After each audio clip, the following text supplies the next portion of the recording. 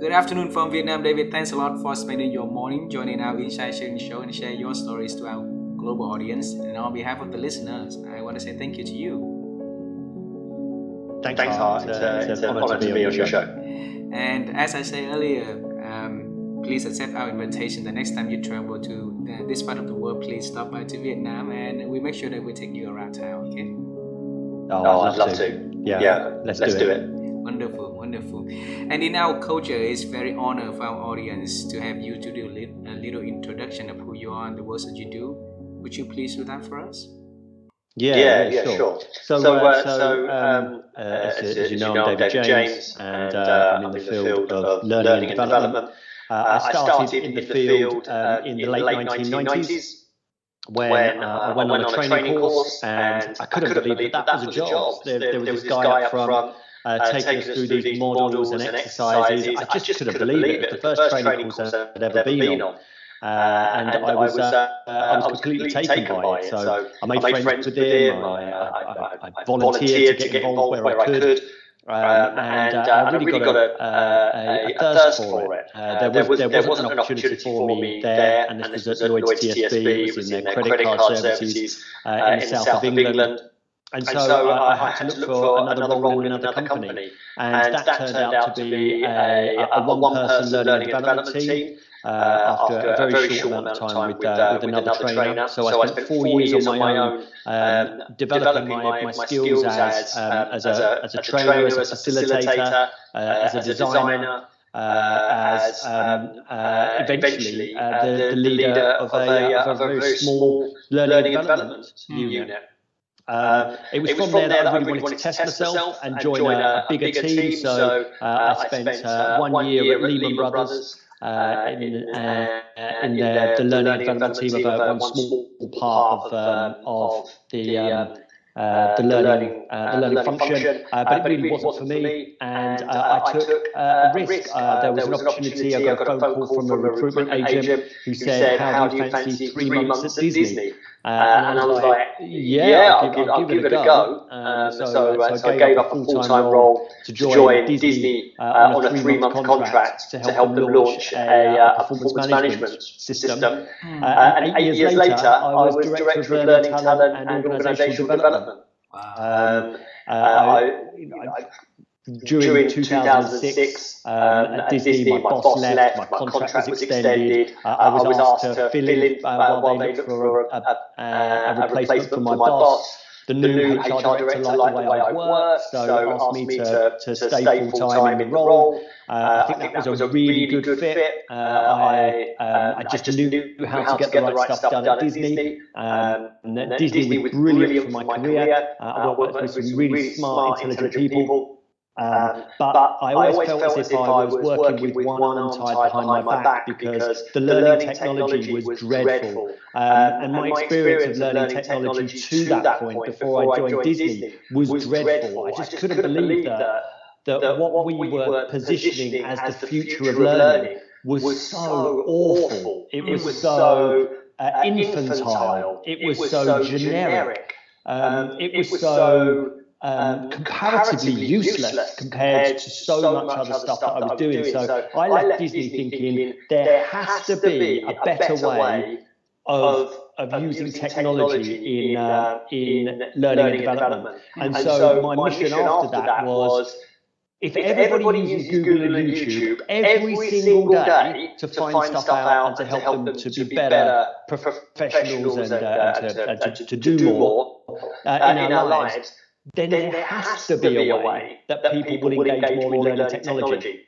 And so my path there took me not so much down the route of how do you make appealing technology. It is how do you apply technology to the actual problems that people will seek to solve themselves. And that is where I am today.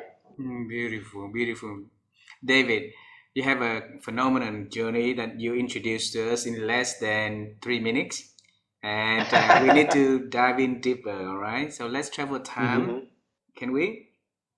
Yep. So you say that you got into the to know the career with learning and development in the late 90s, right?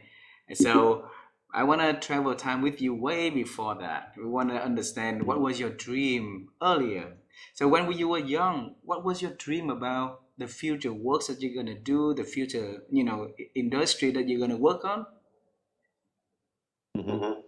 Well, from a very young age until my early 20s, I only had one dream, and I wanted to be a pop star. And I taught myself to play guitar. I wrote songs in my bedroom. I formed a band when I was 17. We played a lot of gigs, a lot of venues. We built up quite a following. And it was after my second band failed in 1996 that I thought I don't have the stamina or the motivation to try again. So that's when I left being a musician behind. But that was the only thing I wanted to do from when I was about 5 years old until I was 23, and I applied myself to that as much as I'd applied myself to anything in my life. All those years in my bedroom, writing songs, learning just enough chords on a guitar to put music to those lyrics, hanging around with musicians. That was all I wanted to do, and then I got on stage. And I loved it. That was all I wanted to do. And so during that time, I was a cashier in a bank during the day, and then at night I used to whip on my tight trousers and a big shirt, and believe it or not, flip my long curly hair, and used to play in the bands. And you know what, my love for music still exists. I'd say it verges on obsession. The only times that I don't have music on is when I'm recording shows and when I'm asleep. Otherwise, we have speakers all around the house. We're always listening to music. This morning I had breakfast with my daughter. We're listening to a radio show that was recorded last Wednesday. We were listening to it again because we enjoyed it so much. That's it's our life. My daughter does the same. My daughter loves karaoke. She writes her own songs. She performs her own songs. There's a phrase that we use in England. It says she's a chip off the old block. So it's another way of saying she's just like her dad. What's her name? Her name is Lily. Lily, alrighty, Lily. So tell Lily that we love her from Vietnam, right? We'll do. David, for 18 years with passion in becoming a pop star, right? Writing music and then performing, and then you fell on that, on the second band. You decided to, go with the flow in life. So you can be anything back then. So why the learning and the training, hit you at the late 90s, so that it become a new passion for you? Tell us. I think it's similar to so many people that I've spoken to. So it wasn't something that I pursued. It was something that found me. So I worked for Lloyd's TSB, which is a bank in the UK. It's an international bank. And I worked in credit card collections. So I was on the phones, phoning customers up that were late with their payments. Because I think that in that time in my career, I was a lot more disciplined. And so within just a few months, I was asked whether I would lead the team. So I was a team leader of this brand new job that I just joined. And that's when I went on that training course. And it was a coaching and feedback course to help team leaders to be more facilitative in their leadership or management style rather than instructional.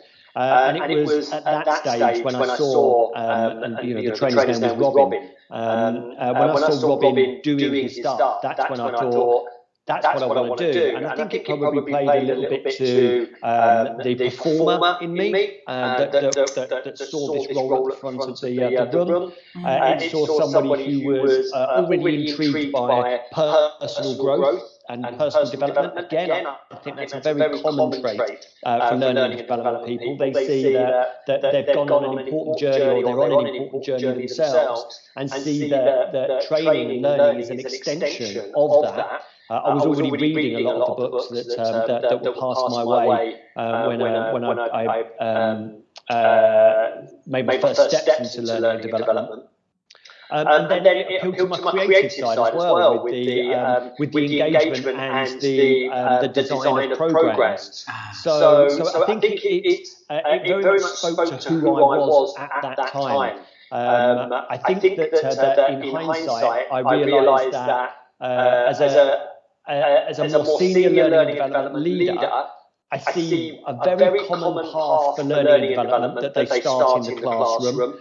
But I think that the role is so different that the classroom element almost disguises what the actual job is. And we go chasing good scores for a reaction level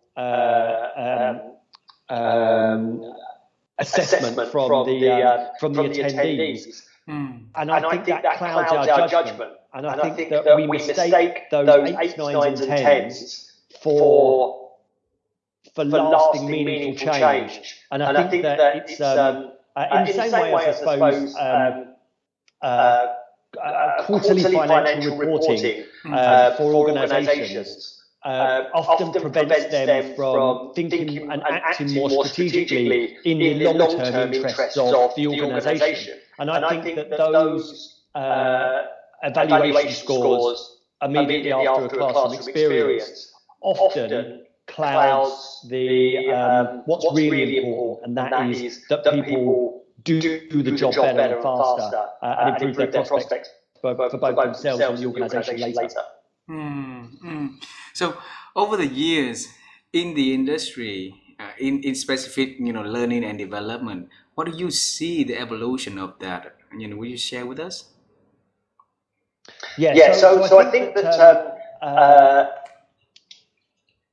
when I was first into learning and development, it was all about classroom training, and it was all about the in-person experience. And LMSs, or learning management systems and e-learning, were just emerging, and they were almost mythological because you'd heard about them, but the ones that you saw were dreadful.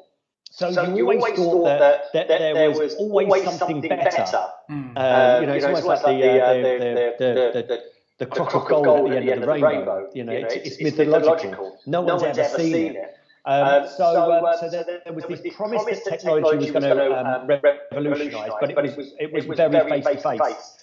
And the training needs analysis, which it's a resource allocation exercise rather than any real kind of performance needs analysis, determined where attention and budgets were focused. It was long and drawn out. It wasn't focused on performance. It was focused on delivery, and it was focused on reaction level.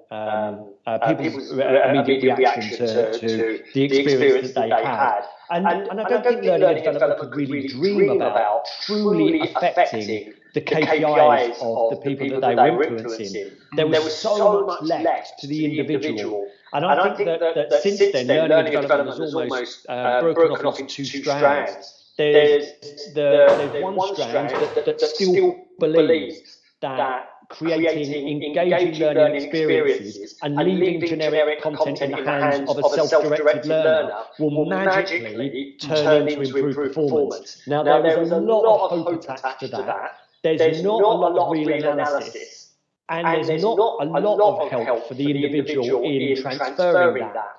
But then you've got the other side, which is, and what I'm most heartened by, data and evidence-driven learning and development. in which it truly seeks to understand the performance improvement that's required, works in partnership with the people who are expected to perform differently well before anything's delivered, and then laser-focused solutions are applied to help to see whether an improvement is actually made. Now, the second one sounds harder, but it's far easier. But learning and development think that the former is easier and the other one's impossible because it requires a different type of skill set. So I'm really heartened about the direction that learning and development is taking, being data and evidence-based. But I do also think that learning and development prefer things the way they are. There's less accountability, there's less analysis, there's far more hope. And I think that there is an expectation that learning and development is delivered that way. But I think that in a time when skills gaps are increasing and there is more of an emphasis on learning and development to prove their value, the only way forward is data and evidence-based. And so I struggle to truly comprehend and understand the reluctance for learning and development to truly embrace that. But I understand it's an identity and perhaps a fear problem. David, for I believe also the option 2, where data driven is the way that make learning and development tick for people, right? But for a long time, a lot of organizations still go with the old way, and that's why the learning and the embedding of material is not stick with the people for that long, and make the works for the amazing learner, the trainers and facilitator become less effective and less persuasive to the management team. So why didn't they change though? Well, I think it's complicated.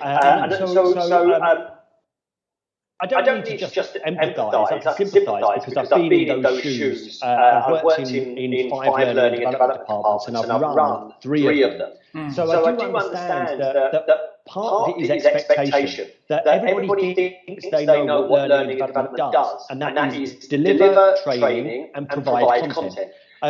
What I don't think is really explored, and I don't think learning and development really help themselves with this, is outcome focus. So we all kind of believe a little bit of nonsense, which means if I attend this program, for which the facilitator doesn't understand my job, there's no content that actually refers to any of the tasks that I face, or any of the cultural aspects of working inside this organisation, or very little. But it's believed that if I attend or I consume, therefore I can perform. And it's nonsense. It's absolute nonsense. The only way that you can more predictably and reliably affect performance is by understanding what it is that people are trying to do and what they're not able to do easily or effectively in the context of their organisation, the department, the team, and even the role. And this is where, if you're data and evidence-based and you're only working on things that are critical to the organisation, then you can move fast and fix things. But if what you're doing is you are just providing content and programs around broad themes that may or may not make a significant difference to the individual, their team and their stakeholders, it's pretty low stakes. It doesn't really matter. So if you've got somebody who turns up for, say, a presentation skills course, they're just starting to do presentations. They've not really got a critical presentation to do, so they attend and then they come back and they've got a bit of a better structure. My thinking around that, Har, is so what? So what? Really, it doesn't matter. The development will come by doing it. And let's be frank, we can all Google how to do a presentation these days. And the closer we get to the need, the more we're going to apply and try things. So attending something well in advance of actually doing it will actually lessen the chances of you actually remembering, let alone applying. And it's all pretty low stakes anyway. That's why I say that if we're data and evidence based, it's not about having an exhaustive curriculum and people attend something in the hope that they perform. It's much more around what is a critical point of failure in our organisation, that if we don't address this, we will lose good people, we will lose opportunity, we'll lose money. You know, what is it that's keeping our leaders up at night, that they're not having the conversations about developing their people and their teams so that these things can be fixed? Then understanding that from a data perspective and saying to that leader, instead of, brilliant, what would you like in your course, or who would you like to attend? Asking the next question, could you show me the consequences of this? So you're telling me that you're losing good people, losing opportunity, or losing money. Could you show me that data so that I can see it for myself? For about 20% of those conversations, there's going to be no data, because between you and me, there's no real problem. It's been observed, or it's been engineered in order to fulfill a different type of need, but it's not actually a problem. But 80% of the time, your stakeholder will be able to show you their service level agreements or their KPIs and say, this is it. This is integral to the way we work, and we're not doing that. And that's brilliant, because then you can have conversations around the data. There's something actually broken. You can figure out who's accountable for this, so that you can then seek their experience and their evidence. And you can begin the development process before you've even created anything. I'll give you a good example of that. I was doing some work with a broadcaster in the UK, probably about 5 years ago, and they wanted to do something for middle managers. But before we knew what they really needed help with, because they were quite neglected, we just got 50 of them together. So we got them together, we talked about what was hard about their job, what they were expected to do, what they weren't able to do easily. And we spent half a day doing this. And we got loads of great stuff. We were doing analysis around the core elements of their job. At the end of it, when they were walking out, somebody stopped me, shook my hand and said, I think that was the best training course I've ever been on.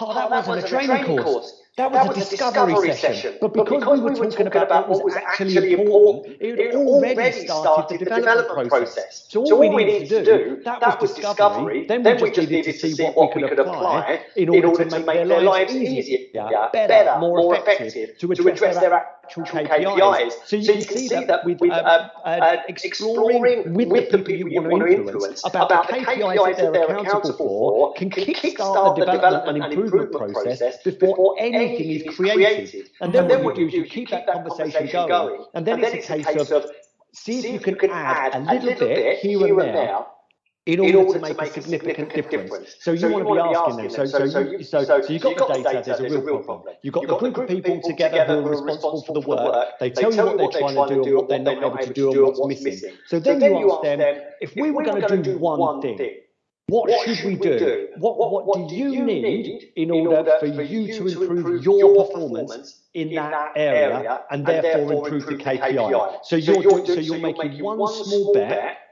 and you're giving the work to the people responsible for it, and you might provide them with a resource. You might provide them, they might need a conversation.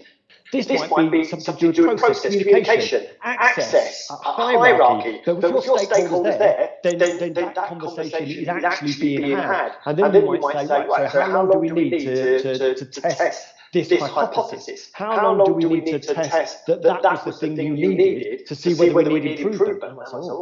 Well, we do monthly reporting. So it's okay, so how about we come back together this time next month, and we talk about the progress that we've made and what else you need. And so what you do is you work in partnership with the people responsible for the work, and then at the end of it, it is successful when you've achieved what was deficient in the first place. That is smart learning and development. That way, we never look at ourselves wondering whether we are adding value. That way, we can show to our stakeholders that this was the difference that we made because we had these conversations, we facilitated the conversations, and then we applied or were there to suggest these solutions. And then you move on to the next one.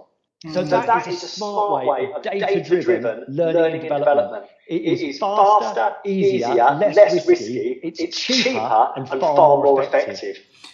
Wow. I don't think that needs to be sold anymore. David, in terms of KPIs and data, there's so many data, that we need to focus on. So we've always believed that, a certain KPIs, a certain data is critical, right? So for smart learning development data driven, what would be the key indicators that we need to measure so that in the next conversation with the people we have enough data to dive in and start to build up a program? So it's their KPIs. So their own KPIs. The important thing. Their own KPIs. Everything that is deemed a learning metric is not a learning metric. It's really critical to understand this, that so much of what we do isn't actually learning because we cannot control the internal process. And this is why we need to, the critical part of this is understanding the problem before we get to the solution. And then the closer we can put the solution to the problem, the less we need to rely on learning, and therefore we've got a greater chance of actually affecting the way the work is done. So I think that the most important part of all of this is that there is an actual critical point of failure. There is something that the people who are responsible for the work already care about. Nick Shackleton Jones talks about this. He says that he calls this concern, that people need to be concerned in order to engage and then learn. If they're not concerned, then what's in it for me isn't present. And one of the hardest things to do in learning and development is make people care. But the easiest way to do learning and development is help them with something they care about. So I'll give you an example. There are so many middle management courses or leadership development courses. People turn up and they don't know why they're there. And then they attend for 3 or 5 days, and none of it relates to their job. Absolutely none of it relates to their job, and nothing changes as a result. But the facilitator tells them, oh, you should care about this. Oh, if this happens, you should care about this. Because it's all based on assumptions or guesses, really, that this is what those people need. And this is because a lot of stuff comes top down. There's no analysis of the job. There's no analysis of what people care about. There's no analysis of what actually keeps those leaders up at night. There are just broad themes that should be interesting, and we hope some of it sticks. It's a nonsense art. It's an absolute nonsense. If we want to develop a group of people, then we need to find out what they care about. So rather than starting with the cohort, this is why it's important that you start with a critical point of failure. And it doesn't have to always be within the business. We could start with a lot of stuff that learning and development are responsible for. Induction, for starters, onboarding and induction. But before we get into it, we've got to be clear about what problem it's solving. And a good way of doing that would be finding out whether why you do induction in the first place, and you have to first through consistency, because consistency is a nonsense as well. We want to make sure that the investment that we make in people is not wasted. So ways that we do that, we don't want expensive hires to leave. We probably don't want any hires to leave.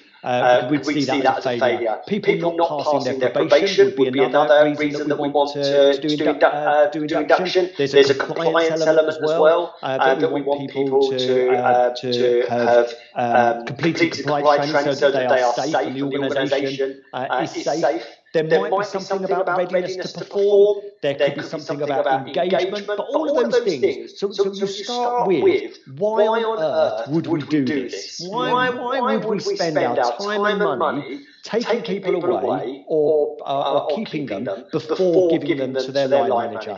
What would be ultimate success? But you have to define that first. You can't do something and then ask the question, was it useful? You have to at the outset understand the hard reasons why. And I think that making sure that the hires are still there 1 year later and they're engaged, I think are good reasons why. And that's protecting the investment of the organisation. So if you understand where your organisation is right now, in terms of retention of people, people not leaving within the first year, especially within critical roles. So if you've got, say, a customer success role, but there's 40% churn, so 40% of people leave within the first 12 months, that's a problem. So what you need to do is you need to find that from, so that's your data. That's your hard data to say there's a problem. The next thing, you need the evidence. You need to go to the people who have been hired within the last 12 months and find out, why do you think people are leaving? Are you happy where you are? Do you see yourself staying here?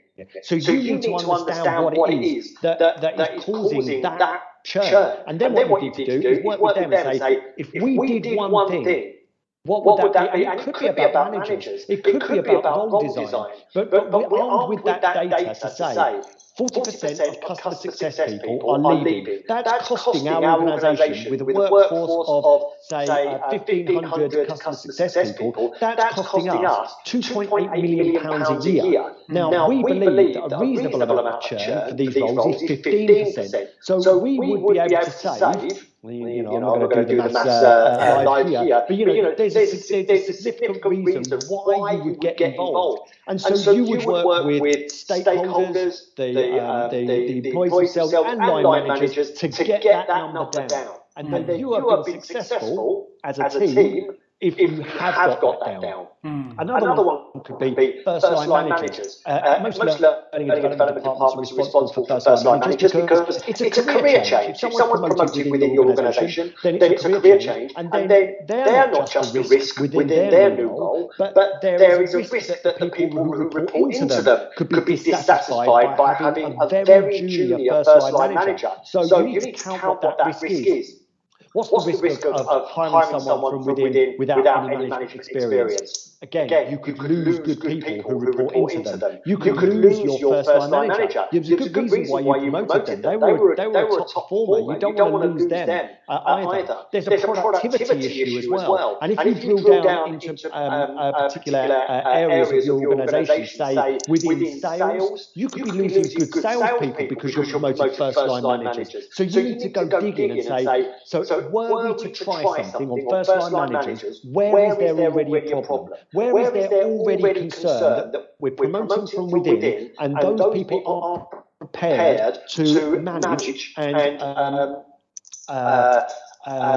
maximise the investment in them and that team? And so we've got a risk. So you work on that problem. And again, it's really different from just having people attend the first-line manager program somewhere within their first year in order to help prepare them. Again, it's a nonsense. If you really cared, you'd understand the problem, you'd work with them to solve that problem, and then you'd probably make that continuous so that they always felt guided and supported, create cohorts around that so that they had support groups, introduce more experienced and seasoned managers who have already walked the path that they were already walking. So again, you had another level of insurance, but you were fixing a real problem in the first place, so you could see the before state and the after state. And again, you know that your efforts are focused on solving real problems and getting real results, because the alternative part is one of the biggest wastes of money in the entire profession, which is investing in the latest management fad, because the last one didn't work and now everybody needs to go through training again. And even though you spent hundreds of thousands of pounds, if not millions, on a new management development program, at the end of it, you still won't know whether it worked or not. And the reason is it solved no real problems. It was a delivery exercise rather than an improvement or a development exercise. Wow, I share your pains and thanks for sharing that, David, because I find it very ironic if management, with the fundamental of management these days: do more with less, right? So less people do more jobs, so there's more expectation on learning development teams to figure out. And so you have to do the analysis, you have to do the consulting, you have to do a lot of assessment, a lot of one-on-one, or or group conversation in order for you to come up with a program that works for the organization. The thing is, you don't have that luxury of time, right? And then management also will rather spend more on the people on the team. Then they will let it go for a while, and then invite outside consulting firm to come and do the same thing all over. So what's the waste? So how can we persuade management team to invest on more resources from the internal team, so that we can be able to come up with something that works, rather than let the system collapse along the way and then inviting somebody outside to come. Right. So I think the thing is we don't need more resources, but we need to use our resources smarter. The second thing is we need to stop telling stakeholders we're going to do something different. We just have a different conversation. Every learning development leader I've seen who's been able to move to a more performance and data-driven learning development function didn't ask for permission and didn't tell their stakeholders that they were going to do something different, because it does take something massively different. So you imagine if you're the stakeholder, you say to me you want some training, and I say to you, Ha, brilliant. We're going to do something different, Ha. So we're not going to do the face-to-face training that you all like and what you've just asked for. I'm going to do something different, and it's going to be digital. I'm going to say to you, Ha, no. I've already told you what I want. So, but imagine the conversation differently. So you're the stakeholder. You say, I'd like some training. And I say, brilliant. Okay. What would you like to achieve with your training? And I go, okay. I'd like, I don't know, something that sort of gets everybody's level up again. And you go, brilliant. Okay, so gets everyone's level up again. Could you just explain that? Just unpack. What specifically? So what are people doing now? What does the next level look like? Right, so you're taking the journey, you're going, oh, I like this, good conversation. And then I drop the bomb and go, what are the consequences of not? Like, what if we didn't do anything? What would be the cost? And they go to you, oh, well, that's we can't even think about that. I think the bottom would fall out of our business. And go, okay, so where are we now? That's your way of saying, let's have a look at the data. So there are ways of doing it, but you have to be tactical. So the way of looking at this, and this was a beautiful phrase that was given to me on my podcast, the Learning and Development podcast by Anne-Marie Burbage. And she says, when people ask for training, I ignore that. What I hear is, I need your help. And so I go down the path of, yeah, brilliant. You want my help, but I don't tell them that I can't give them the training. But all I want to do is find out as much as I can about what they actually want help with. Right, so that's the conversation we're having. The stakeholder thinks we're having a training conversation, and you are finding the best way you can possibly help. Now, there is this, what is not being said here is the expectation that the stakeholder might expect some training is being delivered. And I'm not saying that it won't be delivered. But what I need to do is figure out what's been promised, what the expectation is, what the actual performance that needs to be affected is, and how quickly I can get to the people who are responsible for the work. So the way that I'll do that is so by talking about the consequences, I've got the data.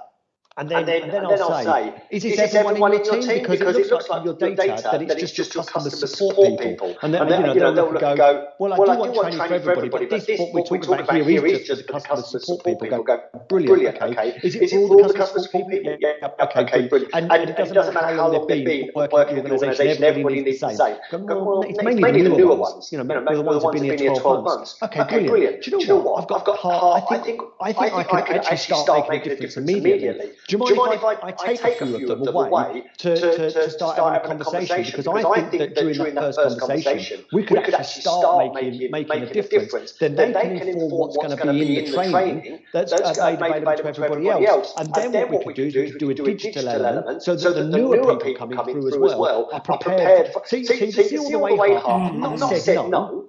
Right? I've not said that this is going to take longer. I haven't said I need to do analysis, but I've taken my stakeholder on a journey from can you deliver training to can you show me the data to can I have access to those people immediately, and all the way through I'm getting permission to get more and more information. So by the time, so I've not said yes or no to any of it either. But by the time I finish with those that first group of customer support people, I reckon they're going to be better equipped, and I'm going to have loads more information. Then I might go back to my stakeholder and say, I think I've got it. How about I deliver something half a day for the first 6 weeks with these different groups, but also I blend it and I give them other information. Now, really, what I'm going to do is I'm going to give them digital resources that mean whether they come on the training or not, that will improve their performance. But you've asked for training, and I'm not going to take that away. And what I want to aim at is that the stakeholder eventually says, well, do we need that face-to-face element, or are we okay? It seems to me as if because if it's their idea, then it's likely to stick. So what I'm doing, I heard this phrase used once by a connection of mine. His name's Alex Moyle, and he's in recruitment sales. And he says the best way of unpacking a problem is consider it's like trying to take paper, jammed paper from a photocopier. He said if you pull it, it will rip. Right? But if you guide it out gently, responding to where it's jammed next, then you take it out intact. And that's what you're doing with your stakeholder. You're not ripping it out, you're not leaving it or ignoring it, you're edging it out bit by bit because ultimately you want to have that whole piece of paper in your hand and then way everybody's happy. The photocopier isn't jammed anymore, and you still have that piece of paper. So with this, your stakeholder still believes they've got training, they've had a better conversation and more informed conversation, so they truly believe that their problem is going to be addressed. And employees themselves, like I did with that broadcasting company, will get together much quicker than they would have if we were designing training and feel as if things are improving almost immediately. So heart, that is win-win-win in all regards. But learning and development too often think that they need permission, then they need to sell a new approach, then they need to get buy-in. For goodness sake, you might as well not bother. So that's the way that you do it and make sure that everybody perceives that they've got what they wanted. Beautiful. And David, for decades that you've been in this field, right? There's a lot of people that join into the field want to be successful. So, what would be the skills that they need to be learning from now so that they can be successful in the learning and development industry? So I'd say that the skills have changed enormously over the last decade. And so whereas 10, 15, 20 years ago, you would have said that you need a grounding in facilitation first of all. I'd say that that's the last thing you need. What you need now is you need product management skills. Product management skills, which you develop outside of learning and development, will help you to put your arms around a problem. That will help you to consult, to seek and understand enough data. You don't have to be a data scientist, but enough data. Help you to consult and manage stakeholders. It will help you to experiment to actually make the desired difference, and then apply a much more rigorous approach to actually making the difference, looking back and seeing that you have actually done what you were invited in to do. So I'd say product management is the number one skill in learning and development right now, or set of skills that will help everybody to advance. I'd say that if you were a product manager or a product owner, if you wanted to take a step back down, you're likely that your career in learning and development will go fast, will go very well, very quickly. If you want to break that down even further, I'd say that data and evidence-based practice based on the methods that I've just described will be enormously helpful. agile methodology would help with all the ceremonies involved in that, so that you could move purposefully and quickly in order to solve real problems. And digital content development or digital marketing skills would be hugely beneficial as well. Those would, the vast majority of the time, help learning and development solve 80% of the problems within their organisation. And we've not even talked about learning and development within that. It's just a contemporary way of analysing problems, understanding problems, experimenting and using digital first, and then looking back to see whether you've solved that, are the fundamental skills of learning and development. I would say that I've had a message this morning on LinkedIn, somebody who's asking for candidates with those skills. You will be hired and your career will fly with those. So I would say that those are the areas that I think learning and development people should develop now. Beautiful. I have a few minutes left from you, for this conversation before you move on with another meeting. So if you boil out everything that you've been doing over the past, decades, and what contributes to your success, David? Just in the few words. So I'd say that my career really took off at Disney, and that was what really helped me there is that I wanted to know how to be successful at Disney. And the way that I did that is that I sought role models and mentors, and I figured out what was working for them, that if I tried it on, I could authentically absorb that and I could get on. So I figured out within that context and every context since how to be successful in that company, in that role, in order to achieve what I wanted to within that. I was promoted 3 times in 6 years and went from advisor to director at Disney in that time, which was it's pretty unheard of. And that's because I figured out how to get the right stuff done. So my advice to anybody would be truly understand the context in which you're working. Seek role models first. Seek mentors, but you don't need to ask them to be your mentor. You can have coffees with people who you never asked to be a mentor, but figure out how they get the right stuff done and make that your purpose. If that's where you really want to work, context is everything. And so I'd say that would have been the secret to my success and the foundation of what I'm doing now. Beautiful. I have a last question, because you already answered most of that in the question I'm about to ask. But I move to the last question is about getting to the future a little bit. We've been travel time in the past, now travel to the future. Is there anything that you are working on that really excites you, and then you want to share with us so that we can celebrate with David James in advance? So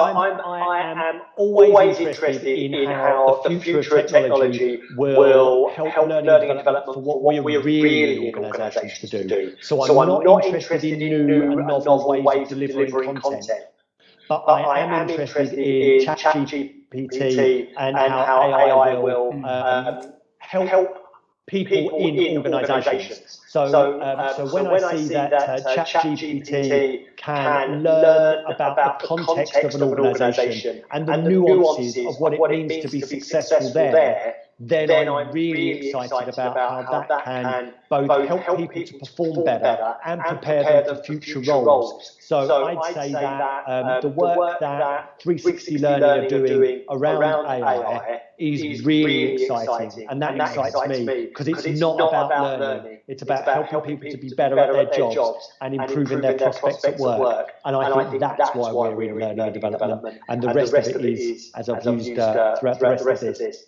nonsense. David, do you have a minute for the last question? One more question?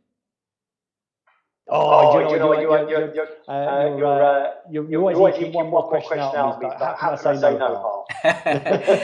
My wife and I, we've been on the quest to help people improve their ability to think by simply asking experts, whoever joining our talks, conversation like this, their ways of thinking. So over the years, how have you been expanding your own way of thinking, David? Well, I think that I'm always interested in the news, I'm always reading newspapers, credible sources. Credible sources. I'm a guard, yeah, credible sources.